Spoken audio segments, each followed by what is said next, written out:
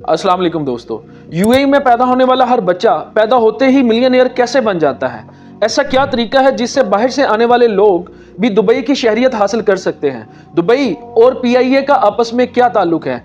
मछुआरों का ये गांव दुनिया की बुलंद तरीन इमारतों वाले शहर में कैसे तब्दील हुआ? दुबई के रूलर की बेटी प्रिंसेस लतीफा दुबई को छोड़कर किस मुल्क भाग गई थी? और ये कफाला सिस्टम क्या है? इसे वेस्टर्न मीडिया में मॉडर्न स्लेवरी क्यों कहा जाता है? इन सब सवालों का जवाब जानने की कोशिश करेंगे इस इंफॉर्मेटिव वीडियो में।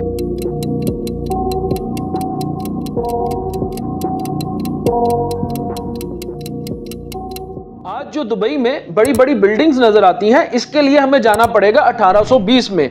तब इस एरिया में यानी यूएई में कुछ भी नहीं होता था और बहुत सारे शेख अपने अपने एरिया को रूल करते थे और इस एरिया को शेखडम कहा जाता था। आज जिधर दुबई है तब ये मछुआरों का गांव कहलाता था और ये अबू धाबी किंगडम के अंडर आता था। 1853 में जब ब्रिटिशर्स लंदन से इंडिया जाया करते थे तो वो इसी रास्ते का इस्तेमाल करते थे, लेकिन उनके साथ इस रास्ते में लूट हो जाया करती थी, तो उन्होंने अपनी सिक्योरिटी के लिए इन स्टेट्स यानी शेखडम के साथ एक मुआहिदा साइन किया जिसे ट्रूस मुआहिदा कहा जाता था और इसी ट्रूस मुआहिदे की वजह से इस एरिया का नाम शेखडम से तब्दील होकर ट्रूशल स्टेट्स बन गया। 1933 में शेख मखदूम बिन ने इस एरिया को अबू धाबी से अलहदा करके एक अलग सल्तनत बना दी और इसे दुबई का फाउंडर कहा जाता है और आज जो दुबई का रूलर है वो भी इसी खानदान में से है। फिर आया साल 1958 और दुबई को मिला एक हुक्मरान शेख राशिद बिन सईद।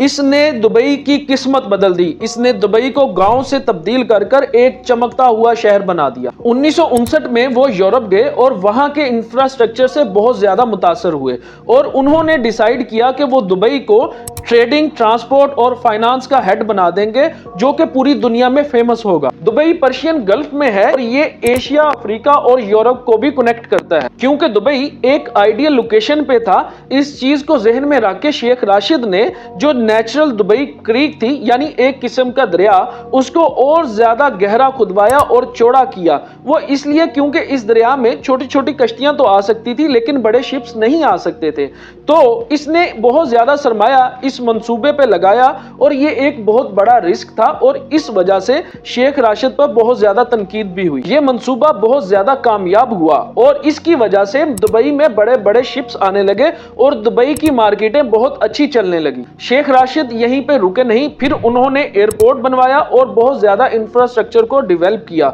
और उनकी जो भी अर्निंग्स थी वो इन्हीं चीजों पे लगाते रहे, जिसकी वजह से उनका बहुत ज्यादा मजाक भी बनाया जाता था। अब होता यह है कि 1966 में दुबई में ऑयल निकलता है और ये ऑयल इतना ज्यादा नहीं होता कि जितना कि अबू धाबी वगैरह से निकलता था, लेकिन उन्होंने इस ऑयल की अर्निंग्स यानी इस ऑयल से कमाया गया पैसा भी इंफ्रास्ट्रक्चर की डेवलपमेंट पे ही लगा दिया और एक लाइन बोली जो आज तक बहुत ज्यादा मशहूर है कि मेरे दादा ऊंट की सवारी करते थे और मेरे वालिद भी ऊंट की सवारी करते थे। मैं मर्सिडीज चलाता हूं, मेरा बेटा लैंड रोवर चलाएगा और उसका बेटा भी लैंड रोवर चलाएगा, लेकिन हालात ऐसे हो जाएंगे कि उसका बेटा फिर ऊंट की सवारी करेगा। इसीलिए वो दुबई को एक ऐसी सल्तनत बनाना चाहते थे कि जो कि ऑयल पे डिपेंड ना करे। जब वो इंफ्रास्ट्रक्चर की डेवलपमेंट कर रहे थे तो इसके पैरेलल और भी बहुत सारी चीजें हो रही थी, जैसा कि दुबई को आजादी मिल जाती है ब्रिटिशर्स से 1968 में। ब्रिटिशर्स के जाने के बाद 6 किंगडम मिलकर एक मुल्क बना लेते हैं और बाद में 1 साल बाद एक और सल्तनत इनके साथ मिलती है, यानी कि टोटल 7 सल्तनतें मिलकर एक मुल्क बना लेते हैं। जब भी शिप्स एक जगह से दूसरी जगह जाते हैं तो उनको fuel filling, loading, off loading के लिए किसी पोर्ट की जरूरत पड़ती है। क्योंकि दुबई की लोकेशन बहुत ज्यादा आइडियल थी, सारे शिप्स यहीं से होकर गुजरते थे।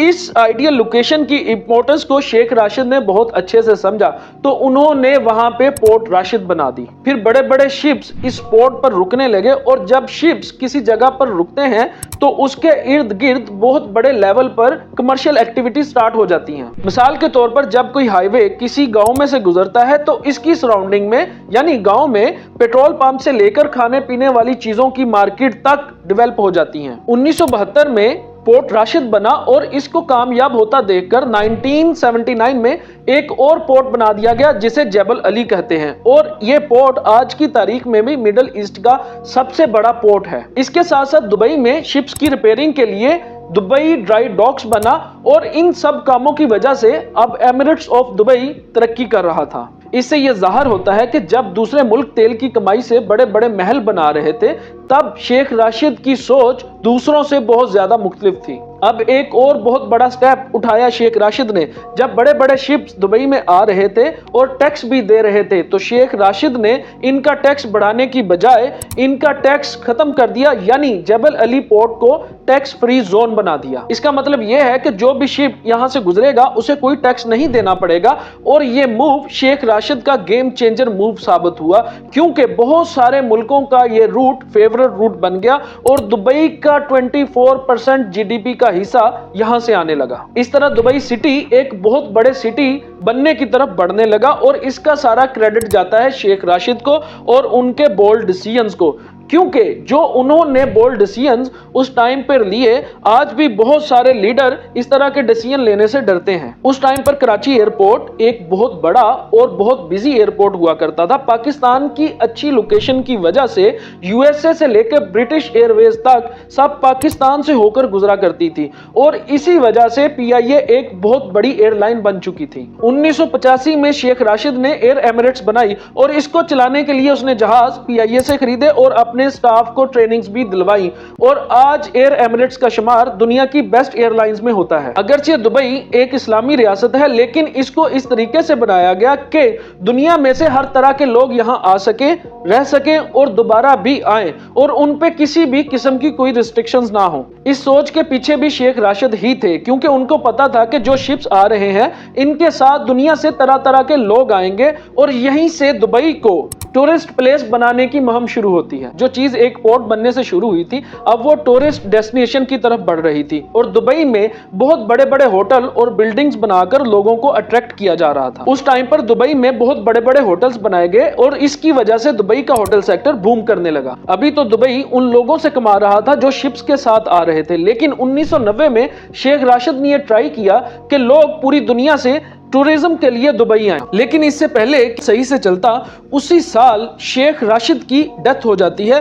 फिर उसके बेटे शेख मोहम्मद बिन राशिद किंग बनते हैं। शेख मोहम्मद राशिद ने अपने बाप के ख्वाब को आगे बढ़ाया, लेकिन होटल वगैरह और हर फैसिलिटी होने के बावजूद दुबई में दुनिया भर से लोग आ नहीं रहे थे। तो इसका सलूशन निकालने के लिए दुबई ने अपने टूरिज्म के अंदर एक चीज जोड़ी, वो था ग्लैमर। जो भी चीजें दुनिया में पहले से फेमस और पॉपुलर थी, उनको और भी बड़े स्केल पे करके दुबई में लाया गया। 1999 में दुबई के अंदर एक बुर्जुल अरब होटल बनाया गया, जो उस वक्त का दुनिया का सबसे टॉलेस्ट होटल था और इसको एक आर्टिफिशियल आइलैंड पे बनाया गया। ये उस टाइम का दुनिया का महंगा तरीन होटल और सिर्फ एक ही 7 स्टार होटल था। उन्होंने आम लोगों या बिजनेसमैन से टैक्स लेने की बजाय ऑयल और टूरिज्म का पैसा इस्तेमाल किया और इसी वजह से दुनिया भर के अमीर तरीन लोगों ने अपने बिजनेसेस और हेड ऑफिसेस को दुबई में शिफ्ट कर लिया।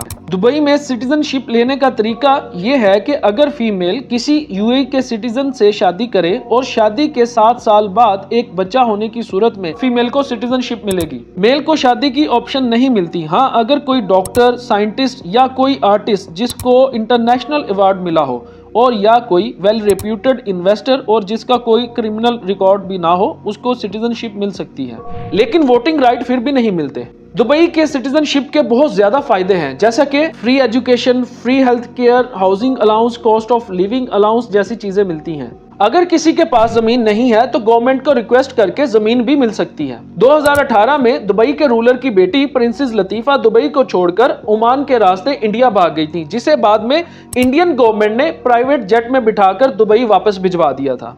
ये जो कफाला सिस्टम है, इसके जरिए से जो लोग काम करने आते हैं, इनका एम्प्लॉयमेंट और जो रहने वाला वीजा होता है वो आपस में लिंक्ड होता है। इस तरीके से जो लोग बाहर से आते हैं, इनका लीगल स्टेटस गवर्नमेंट की बजाय एक प्राइवेट आदमी के हाथ में होता है। एक बाहर से आए हुए वर्कर के लिए बिना परमिशन के वर्क प्लेस को छोड़ना एक क्राइम है। इसी वजह से वेस्टर्न मीडिया में इसे मॉडर्न स्लेवरी बोला जाता है।